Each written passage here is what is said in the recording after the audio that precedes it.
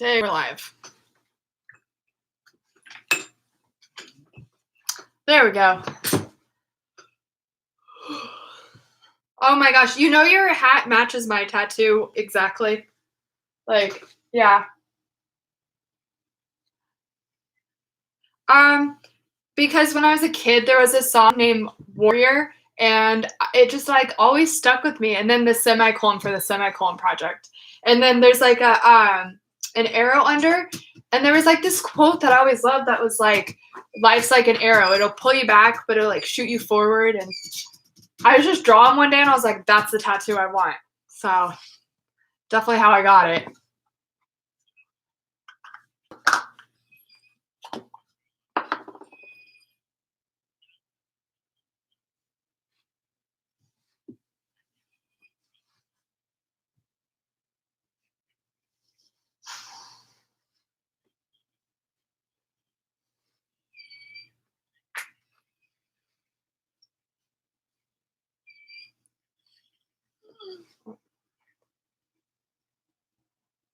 Yeah. Let me turn they can't hear me, so I'm gonna take the AirPod off. Can you hear me? I can still hear you. Okay. I remember in high school, it was when I was in high school is when it first became big, and I just thought it was the coolest thing ever. But I get questioned all the time, like, what does it mean? I mean, my parents didn't know what it meant, and so it was like a whole explanation that I had to do. A whole explanation of, hey, this is what the semicolon means. And I think it's cool to tell kids because when they do it or when they like see like the connection between, they start drawing semicolons everywhere and they start realizing like, hey, that's what this means. It is, and the coolest thing I always liked about the semicolon was that we're not ever given a sign or anything to say, hey, this is what I struggle with mental illness. Like, hey, guess what? I struggle with mental illness. We don't get anything like that. But if you see somebody with a semicolon, you instantly know, okay, it has something to do with mental health. And it's so much easier to strike up a conversation, actually talk to somebody and be able to relate to them on that level. Well, and I meet people all the time, and I see the semicolon. I'm like, oh, look, like we match. It's the first thing I say to them. I do the same thing too, and it's funny because I notice everybody, they'll either have them right here behind the ears, they'll have them on their hands, or it's usually on the wrist or forearms. Yeah, for me though, it was very important to get it here just because that's where a lot of kids struggle the most. So I always try to encourage them. When I was a kid, self-harming wasn't really something I did, but I was able to find other ways. But what really prevented me from doing is I would take a Sharpie every single day and write a warrior on my wrist, or I would do a semicolon on my finger. And when I wanted to get it on the finger, they said no. But honestly, like that is what got me through. I would just look at my wrist like when I was really struggling and be like, I can't because it's Sharpied. Oh, that's awesome. What is your YouTube channel? Mental Health Miss Maddie. All right. So for you guys on YouTube, I want you to go check out Mental Health Miss Maddie. I'm live with her on Instagram. I love you guys. I am paying attention to you on YouTube. I will tell you, the whole Discord platform you introduced me to, I love it. Like that literally changed. I stayed up all night last night and I ran groups like I do in the hospital. Like I said, okay, everyone stop talking. We're going to do this. And we did literally an hour worth of groups like we do at the hospital.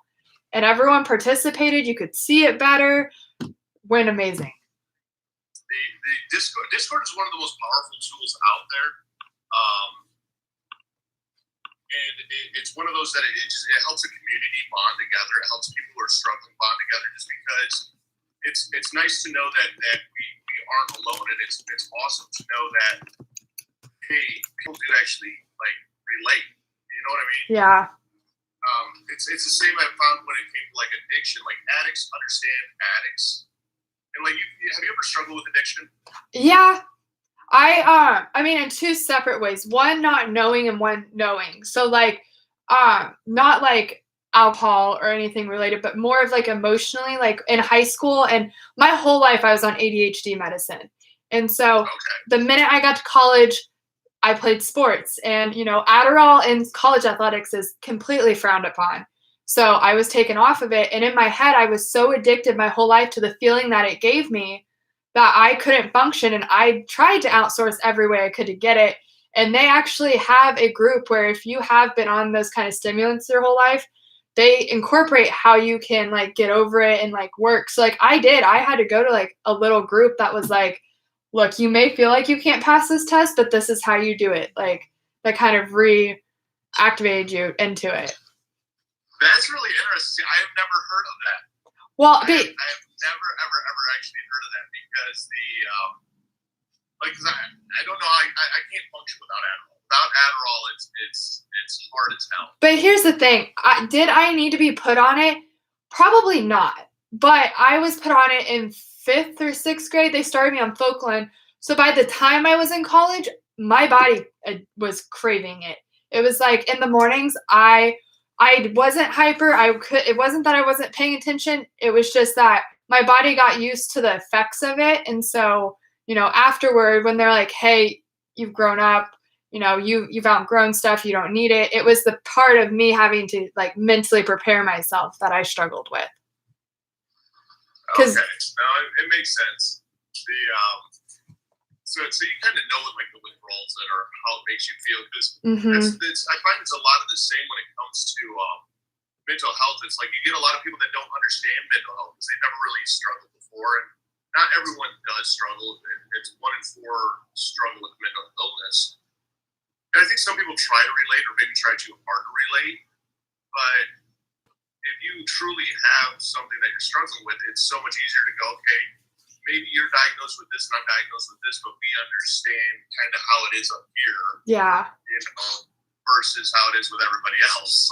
Yeah, definitely. And just like how you cope in like, because I know I've watched my best friends go through addiction with like smoking where they have to stop, and just how you have to be, you can be supportive, but you have to go the extra mile because they need the constant like re-encouragement, like, hey, it's better for you. You're doing so well, because how much they're addicted to the nicotine and stuff. Right.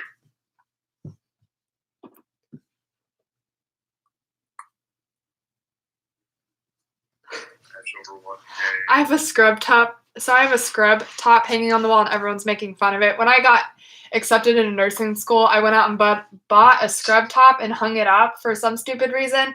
But it's always gone house to house hanging up. So there's no reason for it. That is awesome.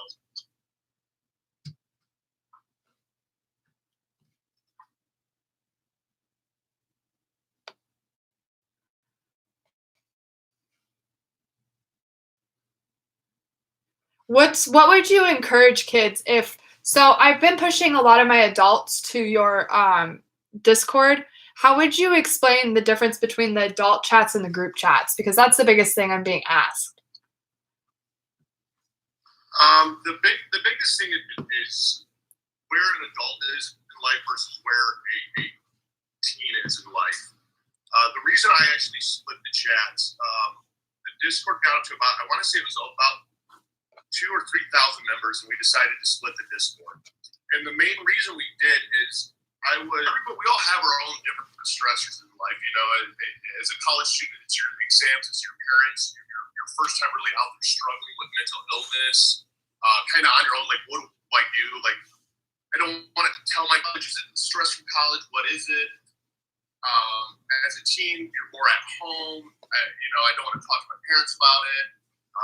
Maybe I'll talk to a teacher versus as you're an adult, like, okay, I have to be an adult and pay my bills and work and all this, and I'm struggling. Mm-hmm. And I had an ENT that I was talking to, and he was telling me how he had a really hard night, really bad night. He's like, he was texting me, and he's like, I just got done. The person ended up passing away on us. There was a lot of blood. It's true.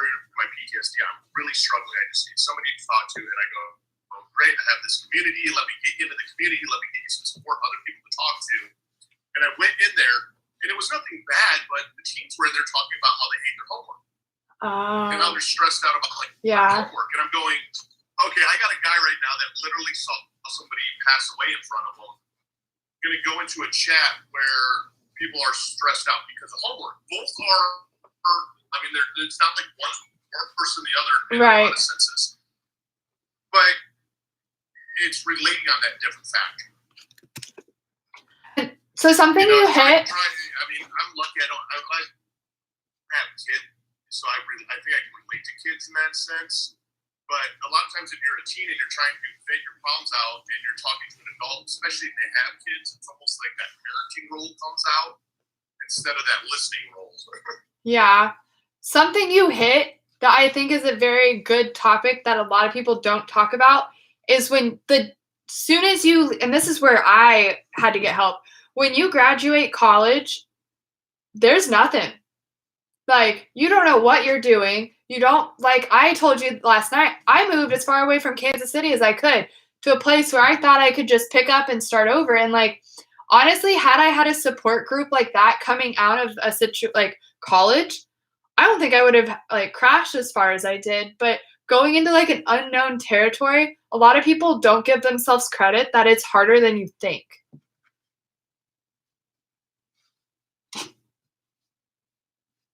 Oh gosh, I think I lost you.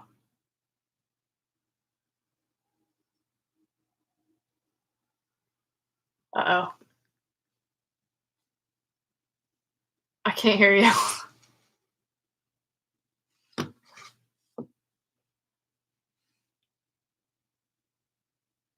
Okay. I think we just lost him. If you guys haven't, you should go to so on YouTube, we actually need to start answering questions. I told the kids I would answer questions.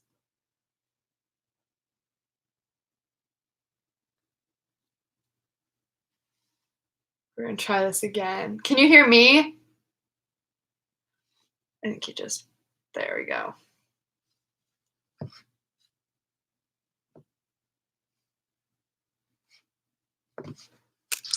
Hey, there you go. Can you hear me now? Yes. All right, Verizon, don't let me down.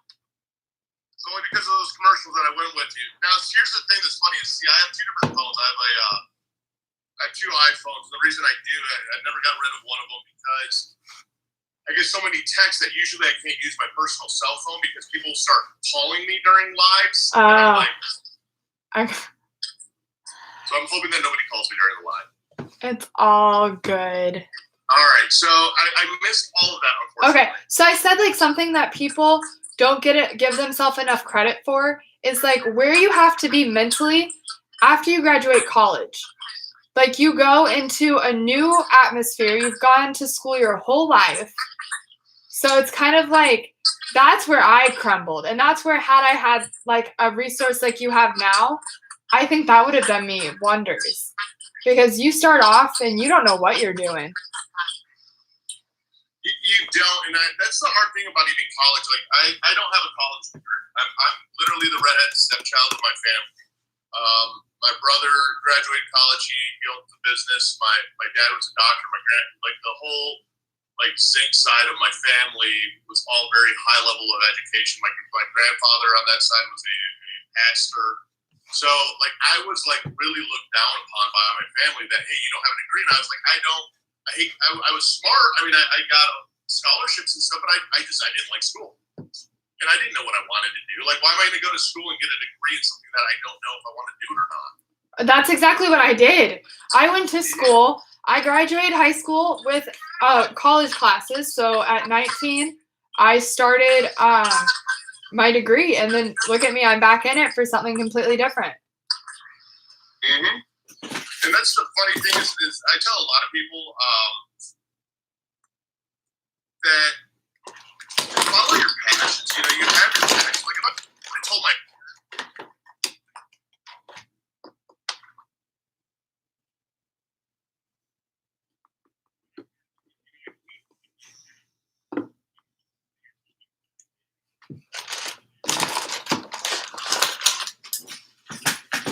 Yeah.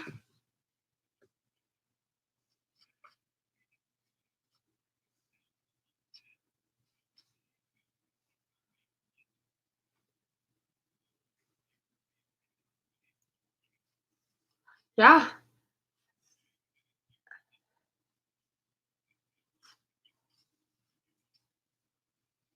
Yeah, there. What is your so this is a opinion I need. What is your take on mental health resources for college students?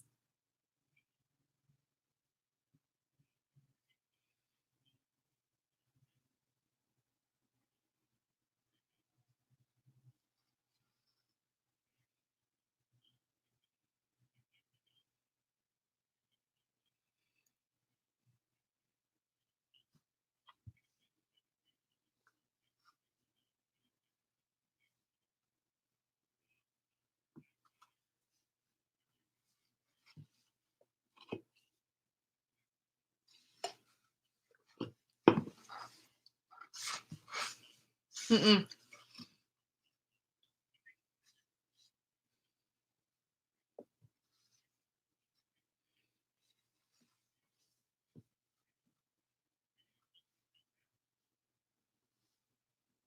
Yeah, that. I mean, I didn't know I had any resources at my college.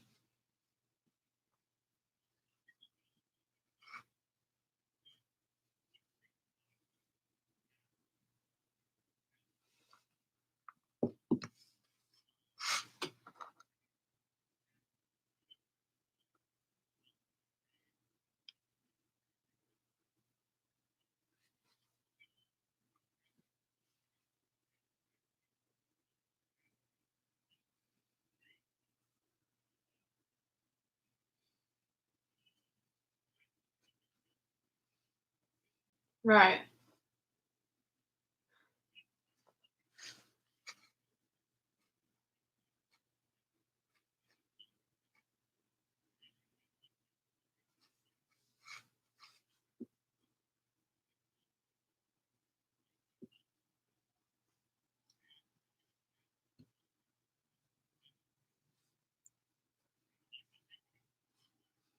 Mhm. Yeah, I remember being in college, and the way I found my therapist was a friend of a friend.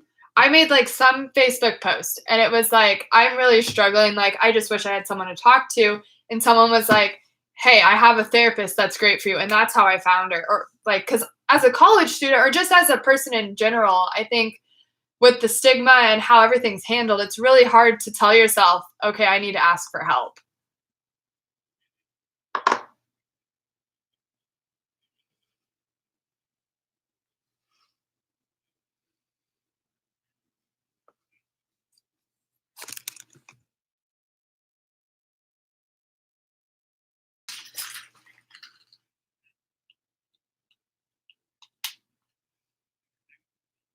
Hmm.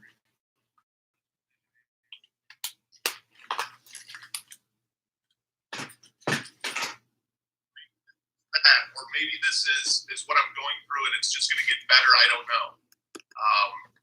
That's actually one of the things. Like, I feel horrible for a lot of kids that are in Oh, college just with the lack of resources. everyone's saying I am echoing and they can't hear me. I can hear you now.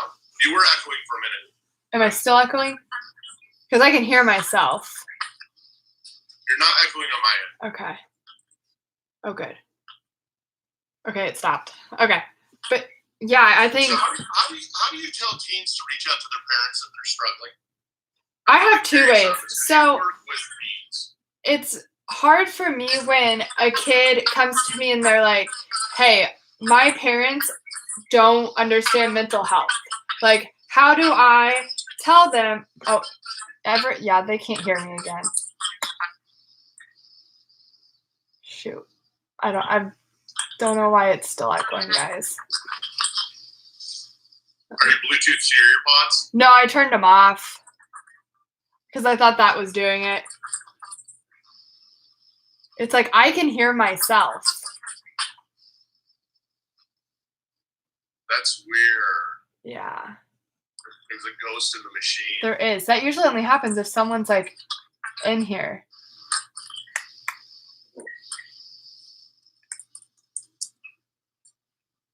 The- Oh my gosh. Mine are behind us. I don't know, guys. I'm gonna try turn it down a little bit. But when a kid, the hardest thing for me is when a kid says, my parents won't get me help, or when they're like, my parents don't understand. And the hardest thing for me to tell them is then you need to not tell them. You need to go possibly to a teacher you trust, a school counselor, another family relative or someone. Because the kids that come into our hospital all the time, they're like, my parents think it's attention seeking, or my parents think it's fake, and I'm just, I'm part of the drama. And I go, well, do you have a favorite teacher? Because I'm not going to lie, in high school, I ate lunch with my teachers every day.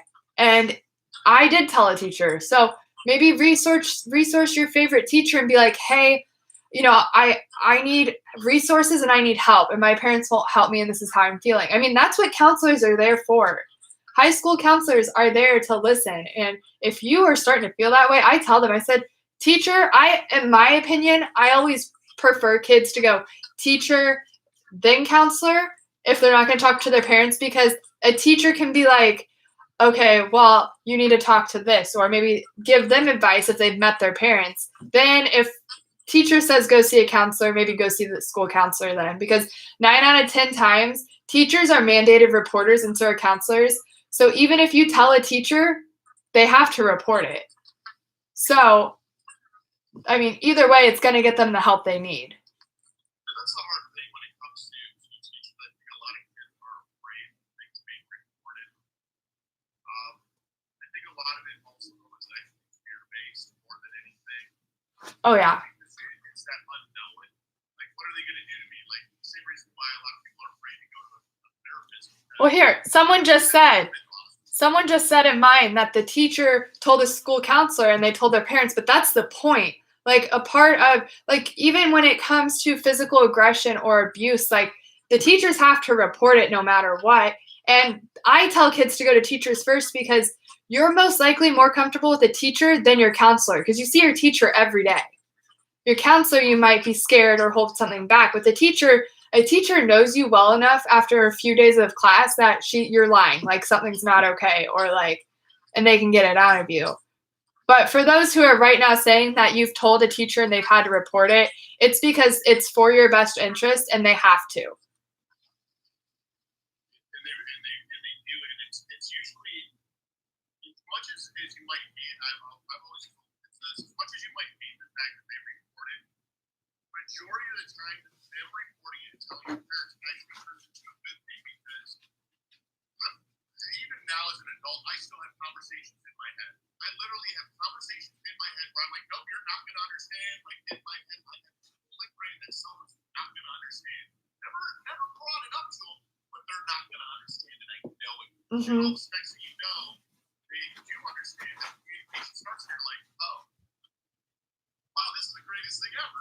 Yeah, and some kids don't understand that, like, and your parents, I'm sure, are classified in this age range where mental health wasn't as prevalent then as it is now. And kids and the generations in middle school and high school right now, they're more mental health conscious. Like, they're starting to understand more. Like, I feel like my mom, when she was in high school or like my age, mental health wasn't as big of a thing. It was, move on, you're fine. And here, our generation's like, no, tell me how you're feeling and why you feel that way.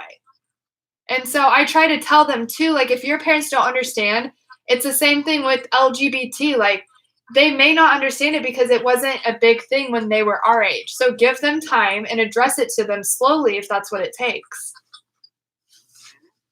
And it is one of those where it's like a lot of the comments that I see are like, my parents don't understand, And it's like, well, what kind of conversation also have you had with your parents? Because what I've also noticed, and even as a kid, the strongest thing I ever learned was how you communicate in general. And I don't know if you run into this, but somebody just says a lot, I'm depressed. Mm-hmm. I'm depressed, I need help. Well, the biggest thing that drives me nuts is when kids are like, Mom, Dad, and this, we read admit notes all the time, and it'll say this. It'll say, client told parent they were depressed. The parent's response was, why? You have a nice house and clothes. And it's like, no. Like, that has nothing to pertain with what is going on. that's where it's hard with a kid, and that's why, like, I'll even tell the kids, teens and stuff, and even some of the adults, because the same thing happens with spouses. Oh, come here. Instead of just saying that you're depressed, try and explain it to the best of your ability. Because like there are different. I'm diagnosed with MDD, which is major depressive disorder. There's also manic depressive disorder. There's different depression disorders out there, and each of them make you feel a little bit different. And explain to them how it hits, because you're right. A lot of people will be like, "Well, you should be really grateful. You have a great job. That. You have a loving spouse. You have a wonderful house. You have a great family. What do you have to be depressed about? Exactly. And they don't realize that this is how my brain feels. Right. And what I pound into my TikToks and my kids is that depression is a chemical imbalance. The medicine isn't to change who you are, it's to change the chemicals to be back up, to see where they're at in the levels. And that's my big thing, is just people understanding it's not a choice. Right, and that's and depression isn't sadness. Depression is different than sadness. Depression is different than heartbreak. It's It might carry each other. It might seep into depression, maybe. But there's also dopamine receptors in your brain that if your dopamine receptors aren't working and firing off correctly, serotonin is another chemical in your brain. Mm-hmm. Like Wellbutrin, for example, or SSRIs, which is like Zoloft, Prozac, and all that. There's serotonin to adjust the chemicals. Yeah, no, it's 100%. That's my thing. I tell kids all the time, if someone makes a comment to you, why you have everything, you shouldn't be depressed. They don't understand what depression is, and you need to just put yourself in a different situation, because you trying to fight them on giving them reasons, they're just going to try to justify you why you shouldn't have it. Yeah. And they do. But if you follow me on TikTok, then I won't be depressed. Do what? I was making fun. I said if you follow me on TikTok, I won't be depressed. Yeah, they well, and two, do you ever find within your chats, and this is a good topic, comparing traumas, that kids in our hospital will sit down and they'll be like, "You're fine. This only happened to you. This, and this happened to me." Or they'll be like, "Oh, I had this happen today. Well, this, and this happened to me today." So how do you handle, or how do you tell kids to stop comparing traumas? That it's one, I go for the route of it's not a competition. Mm-hmm. And I know people that have taken their lives based on one trauma, not 1,000 traumas. Yeah. So it doesn't matter. And I think it's always, I think that's human nature in a sense, to be competitive, to try and always sometimes one up the other person. And that's not what it is. I think the greatest one I think out there that fascinates me the most is ADHD, which I'm diagnosed with, because it's one of those where people don't realize that, yeah, people with ADHD commit suicide. But that just means you have a bunch of energy. No, that's not what it actually is. And it starts to break it all down. Well, I have, and I run into this. This actually hits even later on in life with adults. Well, I'm diagnosed with bipolar. Well, you're only got, PTSD. Mine's worse than yours, and no, there is no competition. Right. Like, everyone's traumas are validated. They're just different. Yeah, the other thing with, like, under the whole mental illness that I personally, it actually bugs me, is when kids try to pull the whole, well, I did this growing up, and you can, I don't know if you've seen it, but in chat sometimes they're like, "Hey, I did this and now I'm cured." And it's like, okay, what happens and works for you is not going to be what happens and works best for this person. So stop telling them if they do it, it's gone. Well, how do you handle this one? I did this one with the teens most. I've even had to get to the point that I've done TikToks on this. Have you got messages where it is, how did you cure your depression? Yeah. What do you tell somebody when they ask you that? So I tell them that, it's so funny, because I actually had someone email me about that, and I just wrote an email. So I tell them this. I said, I had to wake up one morning and say, I have to rely on myself. And I can tell you the exact day it was where I woke up and I was like, today's the day I get help. It's enough of me trying to hide it. It's enough of me trying to, mask and pretend that I'm fine. You know what? If my parents find out, they find out. And that day I called a therapist, and I went, and I remember I went to Target and I bought $50 worth, it could be whatever amount, but $50 worth of self-care products. And I was like, you know what? I can't, because you can't technically, in my opinion, I don't think you can cure it forever, but you can, make it livable and find coping skills. And that's the day I was like, I watched YouTube videos on how to cope.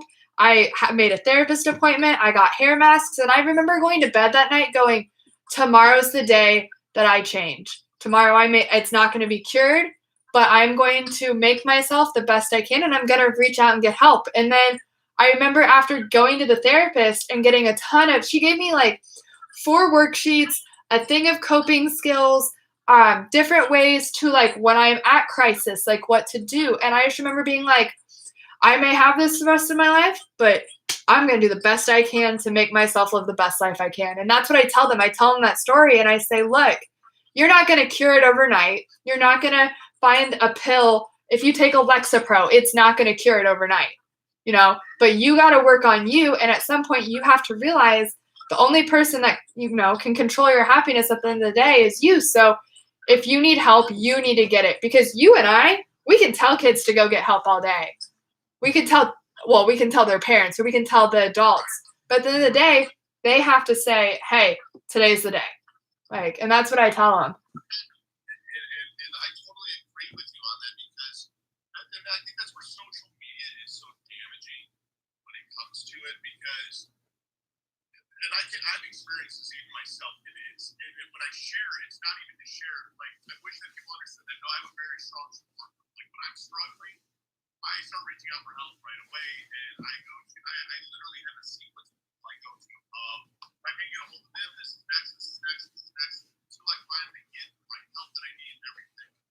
And you get on social media and you'll see, the person's life looks phenomenally great. And everybody's life looks phenomenally great, and my life sucks, but everyone else's life is so much better than mine. Or you go on and you'll see somebody who finally does share, and then people try and call them out for attention. Yeah. And you're attention seeking. And sometimes, I don't know if you've ever shared like your depressive episodes at all, or a challenge that you went through, where then all of a sudden everybody's going, are you okay? Are you okay? It's almost that reverse, like, no, I'm fine. Like, I'm good. Yeah. I want to share with you how it is. Mm-hmm. Yeah, and my big thing I tell kids is you have to know when you're starting to slip. Like, you have to be really conscious about when you start self-isolating, when you start not finding enjoyment in things, when you start sleeping more than normal and not eating, like, that needs to be in the back of your head being like, oh gosh, did I, what's going on? Like, maybe I need to make an extra therapy appointment. Maybe, I love telling kids. So I want to tell you, my best coping skill I give to them is I tell them, because this is what saved me, literally saved my life. I made a fake email account called Dear Miss Maddie's Diary, and it had a couple numbers, but I'm not going to share it. Every time I was in crisis or about to be in crisis or had the worst day of my life, I took it out on my keyboard. And instead of doing anything to my body, instead of punching a wall, I just exploded on my keyboard and typed it out, pressed send, deleted the sent email, and it was gone. And it was like, I wasn't able to get to a therapist, but I released whatever was on my mind and it's gone. And then that, I call it an email burn book, because we encourage journaling to get feelings out, but I don't like journals because it's there. It's right in front of you. You can go back and read through your traumas. But if you do it online, it's gone. I mean, you can send it, delete your sent, and you're not going to see it again if it's in a separate email. And I actually really like that idea. I like that idea, because it is very, I'm amongst the same belief as you. You have to vent out, you have to share it out. You just get that raw emotions out. And the problem is when you do it to a lot of people, they start trying to, especially friends and family, they'll try and fix you. Mm-hmm. Well, this is what, have you tried this? No, I don't want to try anything. I want to tell you what I'm going through. Yeah. Or their response is, again. I like the email. I like that idea. Yeah. And you know what?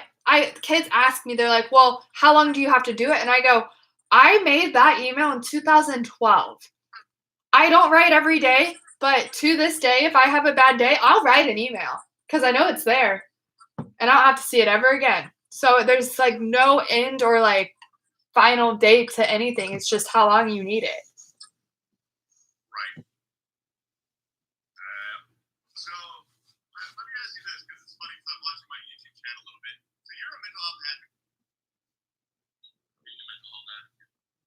Do what? Have you got any kind of hate being a Oh yeah. Oh yeah.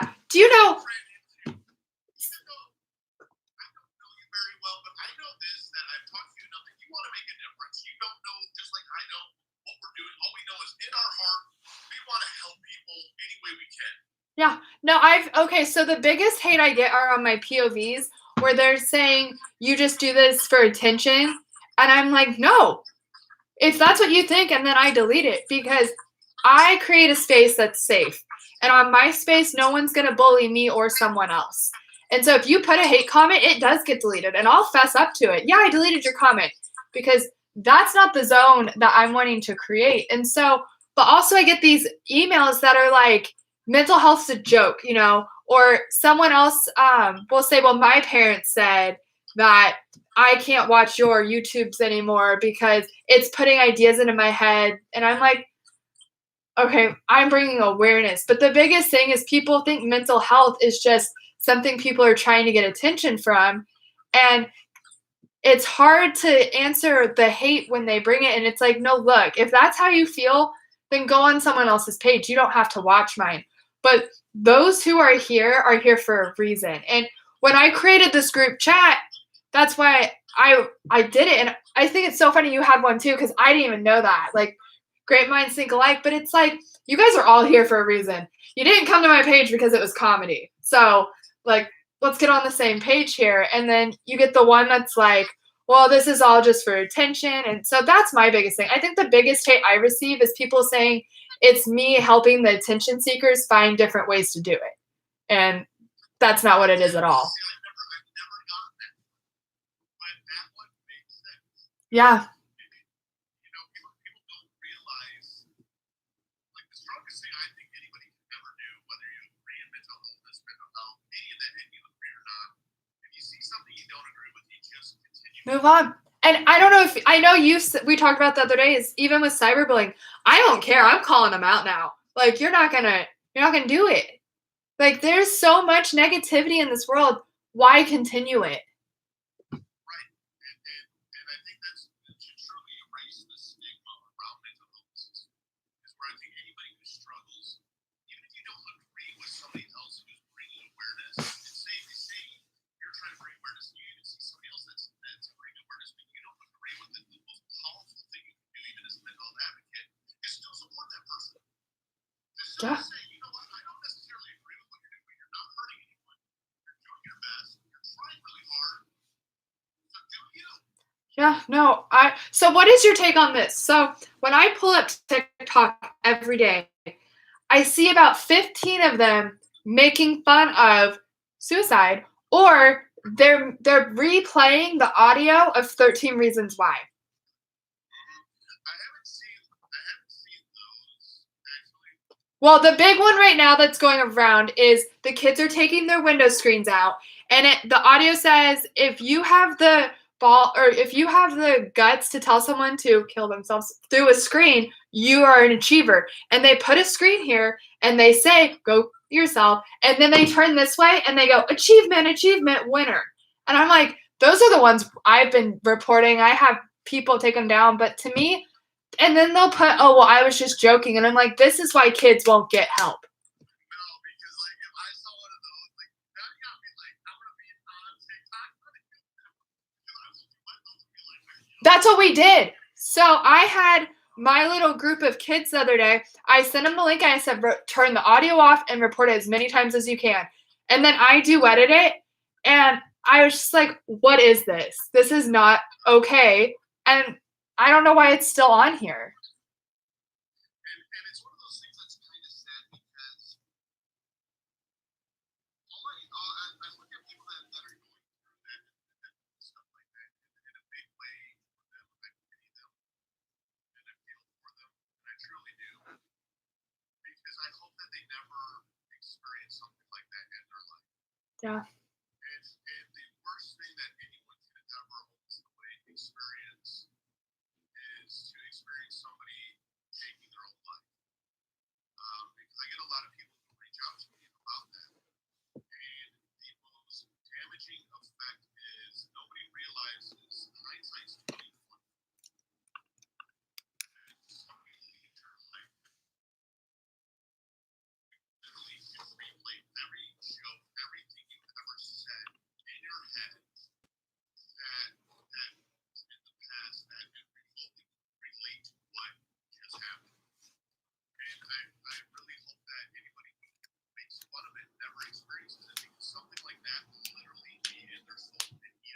Yeah.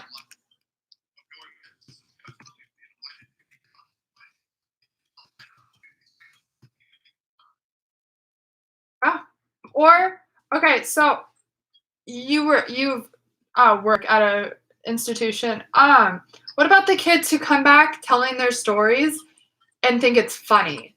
I don't know if you see a lot of that, and I think it's because I before I started doing this, I went on YouTube and I wanted to see like how kids reacted to it, and it's the kids who don't need to be there are making these videos, and it's like I went to a psych hospital, and yeah, we just watched TV the whole time, and yeah, kids fought, and kids were trying to just do stuff for attention, and they're talking about the wrong side of it, and I think that's what adds a lot to how a psych hospital is. It's even like with me, but where I work is actually hard for me to explain because I don't want to get the wrong perception of it because essentially where I work is a dual diagnosis. So it's mental health and addiction. Mhm. Now, to get in there, you like for example, I've been in there before where I had somebody diagnosed with BPD, but they were also a meth addict, diagnosed with OCD, general anxiety disorder, also recovering alcoholic. So I've had them where they've been addicts with mental health. But like the group that I have now, it's an 8-bed place, and none of them have addiction. None of them are there for addiction. So it's like it's dual diagnosis, but it's also you can be strictly mental health or strictly, partially with addiction. Right. Mental health has to be in there somewhere. And with these guys that I've noticed there, like the ones that get to actually get this place are like I have been begging to get in here. Like this is what I need. And I think it's because that's a lot more. It's a lot more intense. It's 30 days nonstop group, nonstop therapy, on-site therapist. Where the worst is that sets off the stigma of the trial and error. I think for a lot of people is like you just said on YouTube. Let me share what my psych experience is, or there's a video that actually irritated me, and I don't share stuff that irritates me very often because it's like I just don't. But they had what it's like sleeping at a psych hospital. It's on TikTok, and she's like sleeping, and then also the flashlight or whatever in her face, like what or whatever, and then it was really dumb. But I'm like, why would you share that? Like, why? No. Like, you're giving people the wrong impression of what it is, and every hospital and every institution you go to is different. And the worst thing that you can ever do is make somebody afraid of it, and then they install this fear where everybody's afraid to go to a mental health hospital. I tell you right now, I have the opportunity even right now, and I'm perfectly fine. Somebody says, hey, we can actually take care of all your bills and stuff right now. We'll put you in this hospital for 30 days. Do you want to go? And just, have a checkup from the neck up. I'd be like, yep, I'm in. Right. I'm down. And see, that's what our kids come in. And unfortunately, with social media, they're like, well, that on TikTok, they made it seem like all people do is like sit here and watch TV. Or like on TikTok, a girl showed this, this, and this. And it's like, no, this is not TikTok. You are actually in a psych hospital. Like, this is how it goes. Right. Now, here's the interesting one. So, what is your thing in, what is your response to, okay, if your family is very negative? So I have a comment here in the YouTube chat says, how do I get help when I need my parents to, and they won't do anything and they just ignore me now? You know how you like, I've run into this a lot, and I'm probably twisting their messaging, but say somebody's talking to their parents about self-harm or about depression, say they got help. But now it's getting bad again. How do you tell them to go back and tell their parents again now that it's getting bad? Because I run into a lot of times they feel like maybe they fail or they're afraid to tell their parents because maybe they're going to think I'm only doing it for attention this time. So I tell them this. Your parents' responsibility as an adult and as a parent is to love you unconditionally because you are theirs. And everyone has setbacks and everyone has mistakes. And, you're not you might disappoint them to a level that it's like, so and so, I thought we went over coping skills. You were supposed to tell me. Why didn't you tell me? Why did you let it get this bad? But kids mistake that for them getting on to them. And it's like, no, that's them caring. But then there's the other side that won't. But when they're holding you up to expectations, it's because they've put you at a level now where you have gotten better, and the expectation for you was, hey, when you start slipping, please let me know.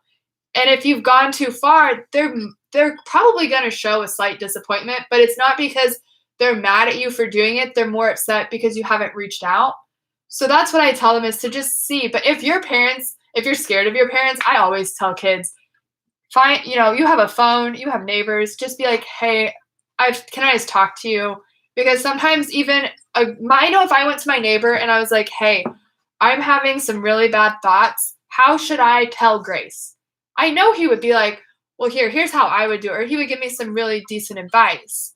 But again, I tell kids, if your parents are straight up bullying you over it, if they're ignoring it, if you're in your room self-harming and you've told them multiple times that you're doing it and you need help, and they're like, nope, you got it, you're fine, like this is for attention, call a crisis line, because that crisis line can help. Or you call a friend, or you call a parent, a coach, anyone, because at that point you have reached out. And when you go back to that hospital, you go back to that therapist, the first words out of your mouth need to be, I went to my parents and then I had to go around them.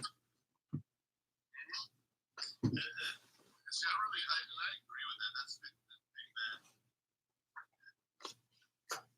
it's amazing whenever I get these, I know that you kind of get the same. It's like, how do I talk to my parents? How do I tell my parents? How do I tell my parents? I've always even told people, you're afraid. One thing that helped me, like I was lucky, my parents were really involved and very supportive about it. But I always had a failure complex issue when it came to it. Oh, 100%. Yeah, and so to let them know when I was struggling, I would actually write my parents letters. That's And it was because back then, of course, I didn't have a cell phone or anything like that. I guess I'm a little far away. But if you write somebody, you actually stop. It's taken a little bit different. And I feel like too with that, it's a little more thought out, because with the text you can viciously and with writing you can be like, oh, wait. Yeah, and I think it's one of those that I think every kid, like, especially if I was a parent, I think that I want to be at least given a chance as a parent to be a parent for my kid, to help them. And it breaks my heart sometimes when I see kids that will make decisions for parents that I can't talk to. Yeah. And I get it. I think a lot of it's fear driven. I don't know what you think. I think sometimes I'm 50-50 because I know we're planning on having kids, and I will be that kid's best friend. But for me, it's more important to find a balance between best friend and like dictatorship. And that's what I tell kids, is like, you have to understand, your parents might be coming down super dictator strong. You're still their kid. And so there's not often a time a kid will do it and a parent is, like, whatever. No, they love you. Sometimes they just don't know how to show it, or they're scared for you and they don't know. Because I know if I went to my parent today and was like, let's say I'm 16, I went, Mom, Dad, this is how I'm feeling, they would be upset, but it would be upset out of like, well, how do we help you? They'd be them with their boats trying to be like, I've never experienced this. I don't know how to help. I don't know what to do. I don't know. It would be that kind of like processing system. And I agree. I really strongly agree on that. But that's why I think it's awesome that kids do have the ability to interact and find people out there that want to make that difference.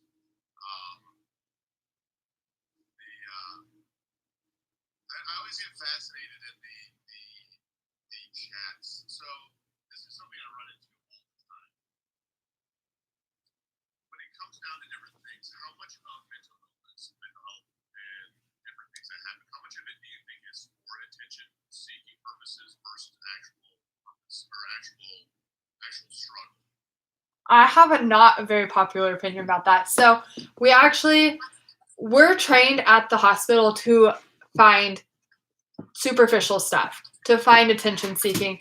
So I do have a harder standpoint. When I have to get to know a kid, and you can tell who's struggling and who's doing it for attention.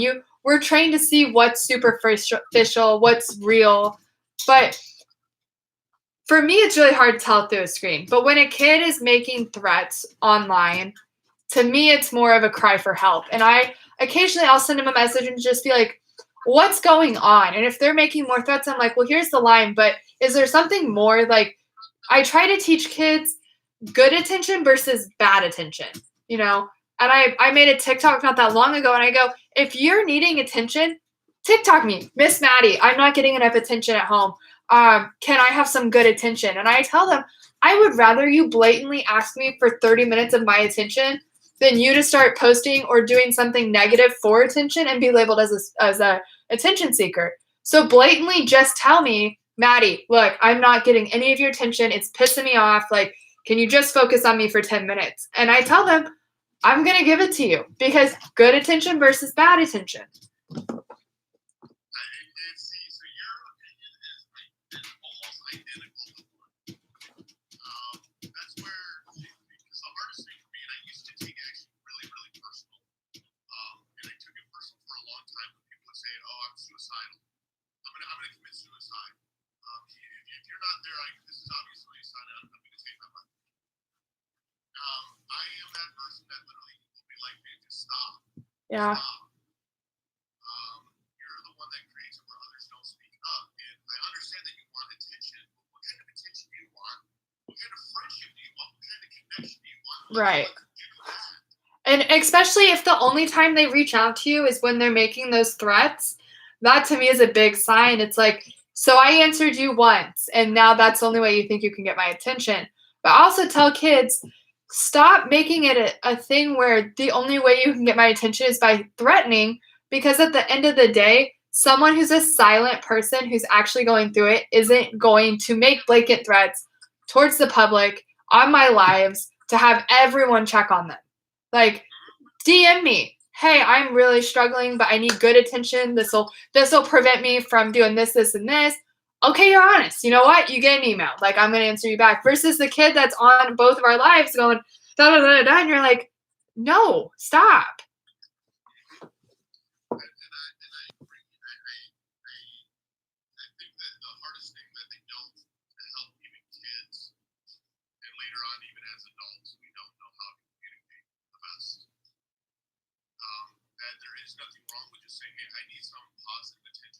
Yeah. Or I just need somebody to vent to right now. That's the thing that I don't know where you work. So part of the reason that rehab brought me in was boundaries. But let me ask you this: what kind of boundary teaching does the hospital that you work for teach? Not. I hammer boundaries because I have been diagnosed with OCD, and part of it is with me. I don't like being in situations I can't control. So if a kid runs up and hugs me tight and I can't get out, that immediately just gets me. And so when I walk in every morning, I sit down, I go, it's part of our daily like groups, and I go, boundaries and expectations, let's go. They know it's space. Everyone needs space. You don't know what trauma kids have been. Someone standing right behind them could be a huge trigger because maybe something happened. So give them space. Or even just like asking personal information. We need boundaries on that because, we don't want them sharing their reasons why, because that starts a massive domino effect. We don't want them, telling last names. I don't tell them my personal life because there's a boundary there where they're going to use it against me when they're mad. So we as individuals there, more so than the agenda of the hospital, we set the boundaries. They want to call their therapist 10 times. No, expectation is, the boundary is you call once between, that's it, boundaries. If you start getting used to calling someone every hour, and I actually had to go through that with a kid the other day. I had a kid who was messaging me 24/7 on all my platforms, found my personal Facebook, found my personal Snapchat, found my personal work email somehow. And I said, look, I assume you're a great kid, right? I said, if an email, if you want to contact me, and I will respond once a week. But we have to keep a professional boundary here where you have to realize I'm not your therapist. I'm not your friend. As that, one per week. I think it's more if we set them as individuals at the hospital than like everyone coming together and doing it as a group, if that makes sense. Because I feel like our hospital focuses more on two things: aggression and self-harm. Like, I mean, that's just what ours is. We get the most aggressive of aggressive kids. So, that's where we're at. Okay. So that makes sense because like with a lot of them, I don't think a lot of people even like because you did bring it up. I don't think a lot of people understand what boundaries are. Mm-mm. And that's the thing that I don't like with some of the therapists in the movie. Be like, oh, well, you need to get healthy boundaries. Okay, well, what is that? Yeah. And you're not taught, what a healthy boundary is. I mean, you need parents when it comes to friends, when it comes to even spouses, that I don't think you realize that boundaries that you have set up. Uh-oh.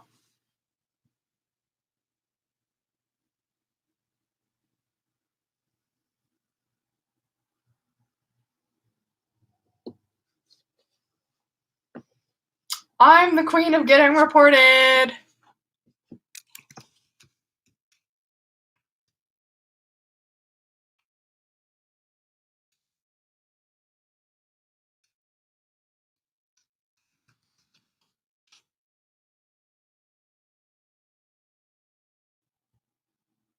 Uh, let's see if he's gonna get back on here.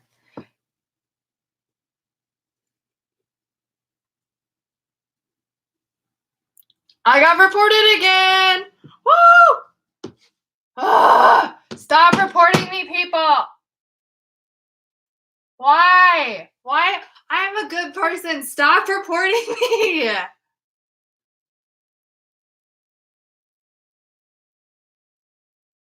hope he sees that I'm back on. Uh,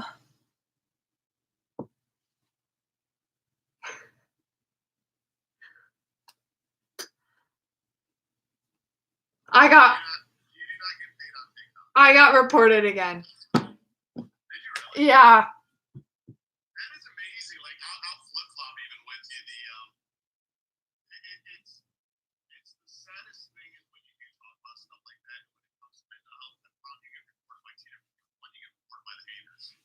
Um, which is the thing that just blows my mind is it's like I've always found that because I just ran through an experience with this with haters in my community that the whole he doesn't care all this stuff. And even as much as I share with people and I will do screenshots of how many texts I get and like all of that, I'm like, yeah, you're right. I do this all for attention for the money. This TikTok pays people. Oh yeah. Right. What's okay, so like I said, we get very aggressive kids there. So do you get questions all the time on like how to help aggression towards mental illness? I actually don't get that very much. I mean, I'll get people who reach out when they're like, and it's very common with ADHD.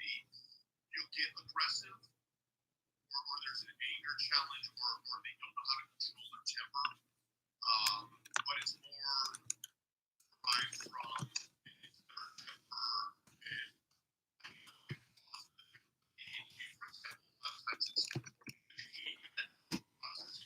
not communicating anger frustration is much out. Yeah. But like the people that I actually deal with a lot, they are very little aggression. That's good though. I'm wondering if it's more prone in kids because of hormones and chemicals and they don't know how to control their bodies as much, or if by the time you're an adult you just know how to better release the anger. Because I've never worked with adults. I'm kids only. One of the big things is like I made a mistake in my groups when I was doing it, but I never stated like my boundaries in groups.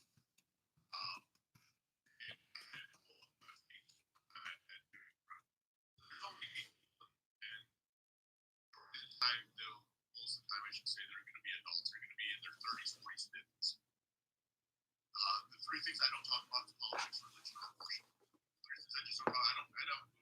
Hey, vote for whoever you want to vote for. You Right. can tell me all about that. That's fine, but like we're not going to have a real big discussion about that because I respect your opinion. I want you to do whatever makes you happy. And I didn't set that boundary, and I've watched adults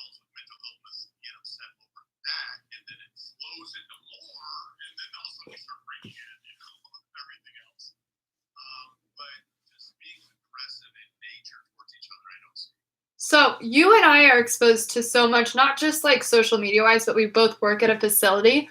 How do you come home and decompress at the end of the night? Because I mean, for both of us, I mean, more so you, because you have the chat line, but I come home off of work and then I'm immediately into it online, trying to put out social media videos about what I saw at work and stuff. So how do you decompress and kind of just separate it? About 8 o'clock, I stop responding to all types of messages. Yeah. You have to. And you have to realize, and I had to realize too, like all you can do is all you can do, all you can do is good enough. And not take things personal. That's something I struggle with is I've invested so much time in this kid. I got this kid up and then she's back relapsed in a day. And that's something I think we both have to like learn is not to take a kid personally because people do relapse. They do relapse, or they do have a breakdown, or they do, you know, even the people that have reached out to me that said, hey, you know, I'm so and so's parents. I don't know if you've had any of these yet. I've had a good group of parents reach out to me and go, hey, can you send me like annotations and stuff that you put around with my kid? And so like I'll find them on my computer and I'll send them over, and then parents and I will usually end up talking too about more on the grief side of it. I don't know if you've had that yet. I only in the hospital scenario. Okay, I've had a decent. I should say a decent amount. I've had enough that I can say yeah, I've had a number of them do that. In my admins, when I had put my number over into a Google number, they got to experience it. And you know, mom sending pictures. This is who my daughter was. She was in your Discord. She was. I don't know if she was in her Discord, but she had responded to me text. So. Yeah. And there's that human connection and more or less letting the parent grieve. But you even in that case look at it of like, hey, all you can do is all you can do. You know, you're not responsible for somebody's lives and the actions that they take. Yeah. All you can kind of do is root them on and root forward for them. And it's hard because you want to kind of save the world. You want to help everybody out there. Yep. Yeah, I find at the end of each shift, I just have to sit in my studio or sit on the porch or something just for like 15 minutes with the phone off and just be like, okay, let's go. Like kind of just be like, oh yeah, there is this meme on Facebook and it's the Joker is leaving as the hospital is exploding in flames. And I will tell you, there's some days I have never felt more where like you're just like, what? But ours, like I said, is more SH and aggression. But when I leave and I'm like, what did I just leave? Like, holy crap, that was like 12 hours of like, how was it 12 hours? Like, cause it's constant. And then you get home and you're like, I'm just going to drive around for an hour so that I don't snap on anyone. Let me get a pop. Let me read. My mom will call me. I'm like, Mom, I love you dearly, but you got to give me an hour. I need like no talk time. And it's one of those that if somebody hasn't ever experienced it, they don't understand. To sit there, and I'm sure you know, to sit with someone in true crisis, and then, I mean, to see some of the stuff too, see a true crisis where you're literally having to talk someone down. You leave at the end of the night, and you do. Like, there are times where I've left that hospital and had come home, and just the image replays in my head, or the screams replay in my head. And those nights, to me, are the days where I'm like, okay, I've really I've picked up way too many hours. I need to next week cut back tomorrow.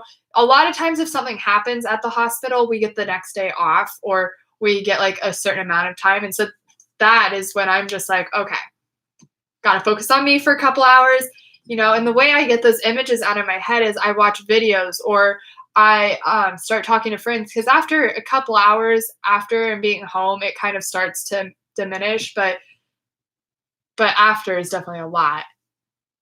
After is the lowest. I mean, my biggest one is like literally if I have a bad day or I have bad messages or it just gets too much, I just turn everything off, listen to music, and sit in my car. And a good example even was yesterday.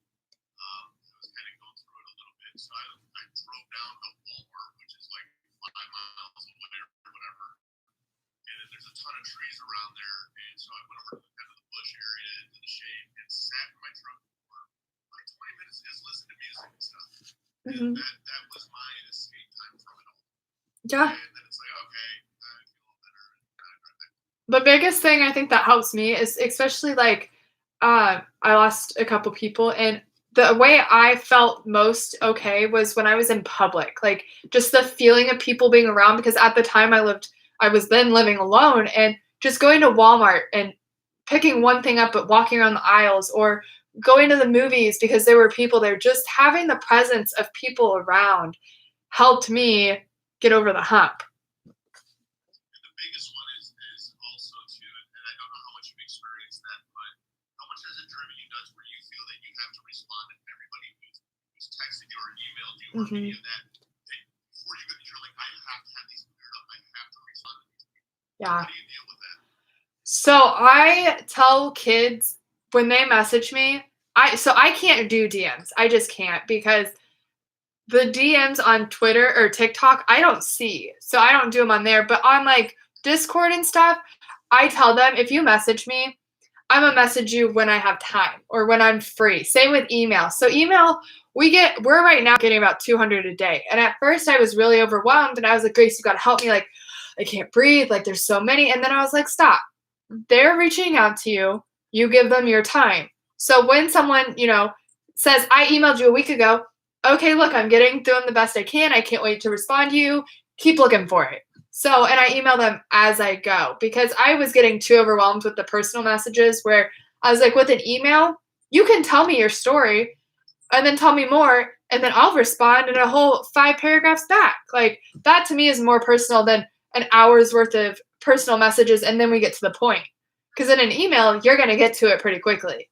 So, with that, I just kind of I answer them at night when I go to bed. I sit in bed and answer a few, and then I'm like, that's it. That's for tonight. That's good that you got because I went through the same thing where I was like, man, I gotta respond to all these. I gotta respond to all these. No, I'm just used to like looking at my phone and it's like, oh, it's only like 600 texts. It's fine. Just 600. And because it's one of those that I think sometimes people almost expect you to save them. I don't know if you ever get that. Oh, do you remember me? I messaged you yesterday. Or do you have them where they don't understand the boundaries and because you've answered once, you're best friends? I've never really actually went out and actually talked about that, but that really truly drives me a little bonkers. It does because that the kid that I was talking about that found me on all my social medias. It was, well, I'll check in with you tomorrow. You can send me an email, and then the next day I get 4 texts. Why didn't you answer me? Why didn't you answer me? You answer me. I'm your friend, and it's like professional boundaries. Here's where we're going. That's one of the big differences I've noticed between teens and adults. Like the funny thing is I actually get a ton of adults that do text me from TikTok, but I can respond to them and I will and I respond to them. It's not generic. So when I start really going through text, hammering them out, first responses I'll read it real quick here for you. Here for you. And adults will message me back, hey, thank you so much. This is what I'm struggling with. And respond to me when you have time. I just appreciate you being there. With a teen, it is this on? What's your TikTok ID? Is this really you? Who's it that I'm talking to? Is this your cell phone? I bet you get that a lot. Oh, I get that one a ton. And then all of a sudden, it's like every day that do you wake up to good morning emails? No, it's mostly good morning PM, like DMs, where it's like, good morning. You didn't answer. Good morning. How are you? What are you up to today? Yeah. I don't know. The same thing I was up to yesterday. I'm responding. Well, and for kids, I've learned you just have to stop. Because if I answer a kid and I'm like, hey, I can't answer 24/7, like I really need you to focus on the emails, like this is not professional, they're like, well, then why would you let me message you in the first place? I didn't. You messaged me. And I didn't answer the first 7 times you did it. That is true. Or they what the real trend right now is, um, they find my Facebook and they message me, "Hey, I watch your TikToks. Can we be friends?" No, because Facebook's where I post my memes, and no. Yeah, and it is hard, because it's like and it's not. The funny thing is, I think people take the wrong way. That they also know when you don't care. Yeah. It has zero to do with that. In fact, if you truly want me to care, you don't want a relationship with me. You don't want a friendship with me. No. Because the more that I care, the more that I'm going to take what you do personally. Yeah. The more that I'm not going to be willing to help you in a logical extent that I could. I mean, the people that I've been able to ever help out the best, I'm not your friend. Be friends. And if you really want me to truly help you and go through the shit with you, don't be friends with me. Let me keep it logical, not emotional. Yeah. And give you the help, because my thought process is different as a stranger than it is as a friend. Oh yeah. As a friend, I'm going to be a lot more tough. Right. And I don't think people necessarily get that. And that's, I think, a harder thing with teens than it is with the adults. Like, why don't you want to be friends? Why don't you like me? It's like, no, you don't. I actually like you more not knowing you than as soon as I know you, because everything changes. There is a change. So someone just typed this. So this is really good. So I've learned with my admins, kids are reaching out to them trying to tell them their problems. What do you tell kids? When I tell kids, if your friend listens, fine, but you can't go back to him every time because that's putting it on another teen who isn't trained to help you, but also you don't know what's going on in their life as a teen. I mean, adults are different, but these are like 11 and 15-year-olds messaging another 11, 15-year-old their traumas and saying, "Can you listen?" And then constantly telling them every day. A lot of folks, like even in the YouTube chat I have here, I have Jiffy's in it, but I saw Ellie. I actually admins that are in the YouTube chat. And how we work it is peer support. And like, I think a teen listening to a teen does help. Yeah. But that's what we did. Like in the Discord, we have the different support channels, so that you essentially say, "Hey, I need to talk to somebody." And the veteran channel is a completely different conversation on, hey, who's mentally there and not. Because there are times, like with teens, that there's a couple teens that they're having a good day. Hey, I'm there. I'll help. Like, let me help out. Listen. And there's some days that same person's just like, you know what, my day's going really bad. I need to vent. What have I been? I share with them. And so it goes by who's there, and they kind of, as a collective whole, will say, hey, I'll take this one. What about in a school setting? Like, how would you advise a kid who's trying to reach out to a friend for help or constantly going, because that's our thing at the hospital, the kids try to fix each other. And we have to be like, you gotta focus on you right now, hon. Like, you're not in a mental capacity where you can take on 4 other traumas and fix them. And I tell people the most that you are not a therapist. Well, I want to help my friend. They have anxiety, or they have depression, or they're self-harming, or they're suicidal. Okay, how do you know they're suicidal? Well, let me calm that right now. Statistics show already that they told you that they're suicidal. They're not suicidal. Right. Just be a friend and listen. You're not a therapist. You're not a counselor. You're not a doctor. You're none of that. Listen to listen, and don't listen to respond. The most amazing gift that you can do is zone the whole thing out. Just, yeah. You have no idea how many conversations I've gotten through on text messages that my responses are like 3-word responses, and I'm getting these big ones. And at the end, they're like, man, thank you so much For listening. You know what I mean? Yeah. That's actually, speaking of that, I want to add that to mine too. I loved how yours had a vent part. That's great. That way, get it out. Someone can respond and listen. Like that, I liked that. I was like, that's a good idea. That way, it can just be out there. And the cool thing with having it where it doesn't necessarily just need to be off is the fact that I go there and see what other people have vented about. One, sometimes even relate, but knowing that I'm not the only one venting. You know what I mean? Yeah. That's one of the really nice things about when it comes to like with that of leaving the chats up there. It's not necessarily reliving it, but it allows other people to say, hey, everybody else is venting, so it's okay for me to vent. Right. And that's the thing that I think a lot of times, especially even with teens and even with adults, anybody who knows me in my life, if they need to vent, they tell me right up front, hey, I need to vent. I mean, that's in our communication. Like, I need to vent. As soon as you say that, great, I will be the best. Okay, what's going on? Oh yeah. Otherwise, it's funny because you'll see other people that get frustrated if you don't tell somebody that you're venting. And then all of a sudden, have you tried this? Tried this? And then the other person gets pissed, and now we're not friends anymore. Right. So we're going our own separate ways. That's one of the things that's why we also call it the venting channel. That's what it is. It's venting. You're not Yeah, I like that. I thought that was very well. they vent and go, let me fix it. I thought that was great.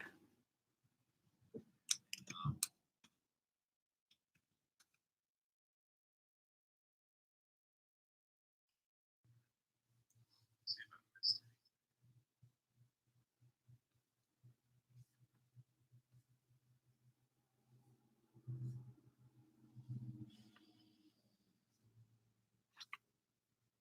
It's the DM catching up.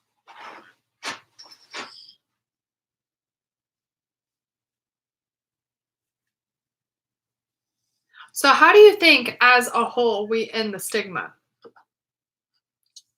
I think it's a stigma that the only way that it will end is you have to get it's not necessarily that the people that struggle with mental illness, you have to tag it a lot of different angles of there is no competition in mental health like you talked about.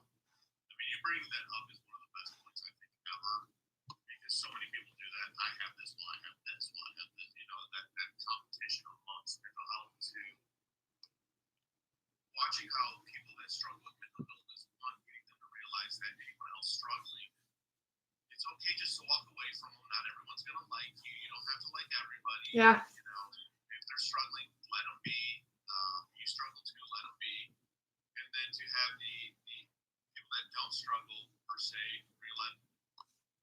let them share and let them be. In Yeah. a sense, you know what I mean? Um, that's what prevents all the down talking. That's what prevents all of that stigma initially that goes with it because even like with me, I feel that I've added to the stigma at times. In the sole fact, if I do a very emotional response to something because I don't agree with it and Yeah. I go off the deep end, all I do is, yeah, see, he's the crazy person. Look what he just did. See, and that literally adds to the stigma that I did it myself. And that's why I think having just that support and support from people out there where you don't do that lash out makes a huge difference. Why? What about you? I'm curious. Hold on, sorry. Someone asked for the Discord thing. To me, I think it's a mixture of it's so tough because to me it's more of the fact that we get people to stop making fun of it. Like we stop glorifying 13 reasons why the whole time. We stop they're going to bark for a second cuz Grace just got home.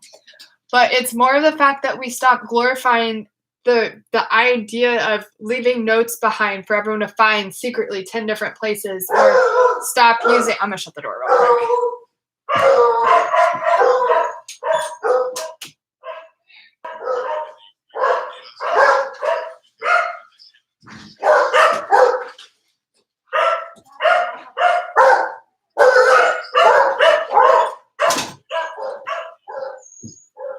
They're a little excited Grace is home.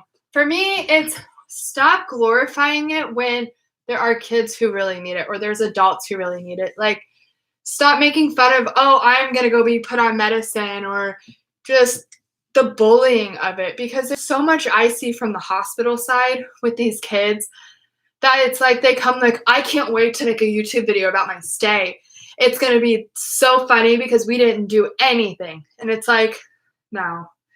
So for me, like that's my big thing is also bringing awareness, but also getting people to stop making fun of it. Stop glorifying what medicine does. Stop glorifying what a vacation a hospital can be, that kind of stuff. Stop playing Hannah Baker's audio on TikTok because I saw one the other night that just pissed me off.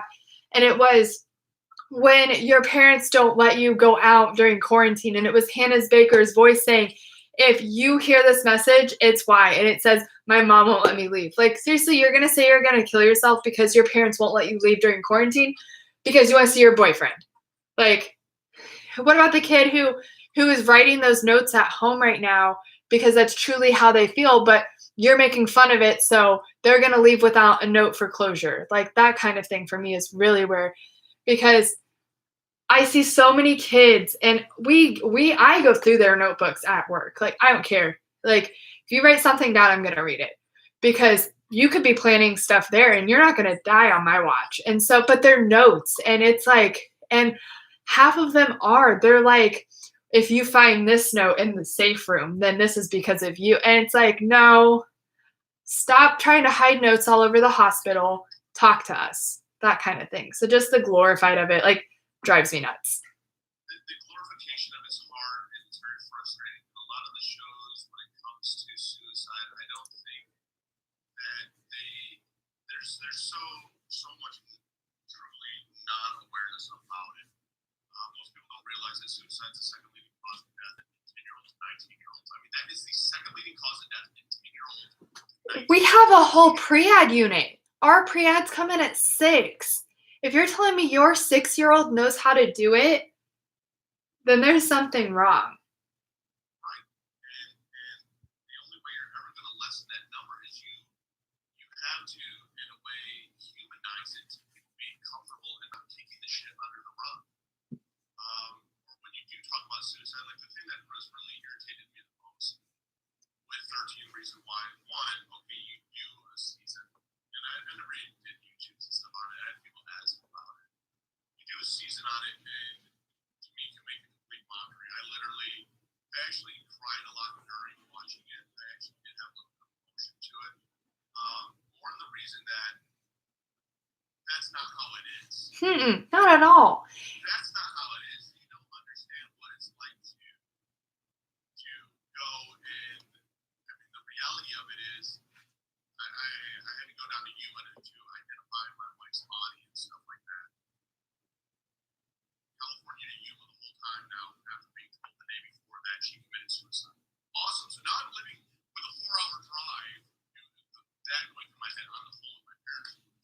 You know, to get down there to be like, okay, are you sure that you're ready to see the body? That the body's not cleaned up. It was asphyxiation, so there is vomit, all that stuff all over because you suffocate. I mean, people don't realize the reality, the gore, the nightmare. Oh no. With it, that there is nothing sexy and sleek and attention-seeking about this. Like, I mean, I can get into detail. Even like when I attempted my suicide, I did this. Actually, it was interesting because I did a podcast with an individual, Overcoming You, and him and I connected on the same level. We both attempted suicide. And when you really truly know somebody's attempted suicide, especially in an adult, you literally feel so comforted that you can't stop. He was going to take his life in a hotel room, and he literally had a note for the cleaning people and had $100 bill in there because he was going to feel so bad about the mess he was going to leave behind. Yeah. And I mean, that's the reality of it. It's not, hey, let's do a bunch of cassettes. well, and two, like, I had a different view on it of the movie though, like at first, because when I first started watching the movie, I wasn't at a kid's psych hospital. So for me, it was just like, this is a stupid movie. I was like, why would you want kids to pay attention to this? And then at the time, I hate to admit it, but at the time I couldn't understand why everyone was so upset over it. I was like, look, you know, this, and this. And then I started working in a psych hospital. I was like, this movie's literally the worst thing ever.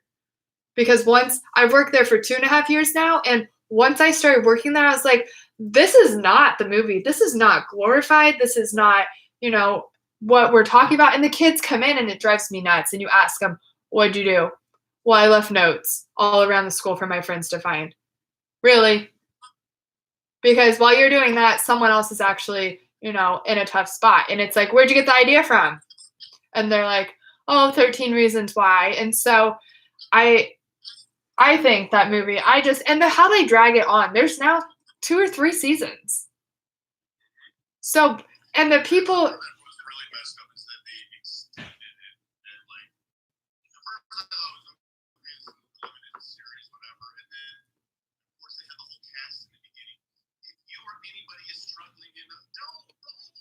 First off, if they're struggling, they're not gonna watch the movie.